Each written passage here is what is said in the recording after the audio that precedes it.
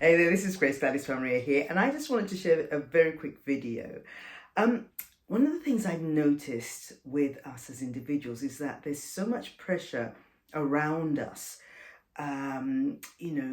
causing us to kind of, constantly compare ourselves with other people. We look at people's likes and followers and subscribers. We look at their accomplishments and the accolades. They seem to be posting color every day, and I find that kind of puts a phenomenal amount of pressure on ourselves, and ultimately you start to feel down on yourself. You start to feel anxious and worried, thinking perhaps you're not good enough, and a whole raft of other things. So I just wanted to quickly share this video to just encourage you to adopt a policy that I have, and that is simply this: adopting the policy of the audience of one. Okay, the audience of one. Now that's kind of twofold. So let's take the spiritual aspect of things. The realities: I've been sent on planet Earth to fulfill a call of God on my life. Period. Okay? I have one employer, one chairman, one boss, one person who calls the shots of my life. So I look to him, and whatever I do, I'm making sure that I'm pleasing him and him alone. Full stop. In fact, I love what Jesus Christ said. You know what? Your approval means nothing to me. Okay? So our eyes have to be upwards and not always looking at what's going around, because it will end up discouraging you. It'll end up making you feel that you're worthless, you're not doing anything. And guess what? Emotional baggage comes about. We don't want that. Okay? So the audience of one policy is about focusing on your upward relationship with God. What is he saying about you? What can you improve? What do you need to develop in your area of life? Which areas of your life do you need to grow? And also, as you're doing that, you're also looking at what you're doing. Could you improve on it? In your ministry, your calling, your career, whatever it is that you are doing, even in your relationships, it's about looking upwards and thinking about the audience of one. Okay, so the other aspect is this. You know what? We have this kind of horrible habit of looking over the garden fence and seeing what the Joneses are doing.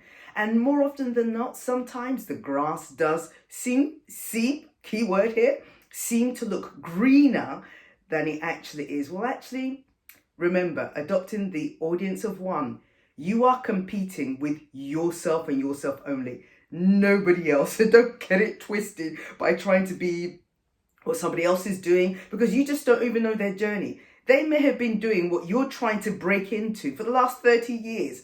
And there you are comparing yourself. And I don't think that's really fair. And again, you start to feel down, resentful, bitter, jealous, angry. Can you see where it's going? Negative emotions and a whole raft of other things. We don't want that. So the audience of one policy also applies to you.